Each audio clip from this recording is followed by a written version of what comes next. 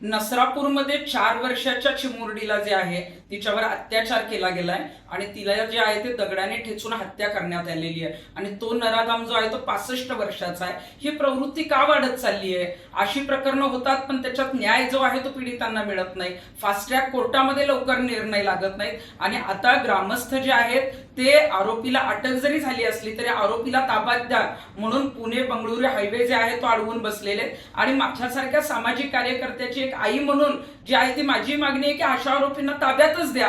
कारण ज्या पद्धतीने हे कृत्य केलेलं आहे, जी 4 वर्षाची चिमुरडी जिला काही कळत नाही, बोलता येत नाही, तिला या गोष्टी माहीत नाहीत आणि तिच्याबरोबर अशा पद्धतीची घटना होते, याच्यामध्ये ताबडतोब जे आहे ते आरोपींना शिक्षा होणं गरजेचं आहे। आणि आजच मिसिंग लिंकचं उद्घाटन झालंय। मुख्यमंत्री साहेब, मिसिंग लिंकचं उद्घाटन झालं परंतु महिलांची सुरक्षितता कुठेतरी राज्यात आता मिसिंग आहे। तुम्ही म्हणताय की कनेक्टिंग जे आहे ते लिंक त्याला म्हटलं पाहिजे, पण अशीच कनेक्टिंग एखादी योजना किंवा कायदे जे आहेत ते कनेक्टिंग जे आहे ते तातडीने कसे निकाल लागतील असे करा, तरच आमच्या या मुली सुरक्षित होतील। या पीडितेला न्याय मिळाला पाहिजे, अन्यथा आम्हाला सुद्धा रस्त्यावर उतरावं लागेल।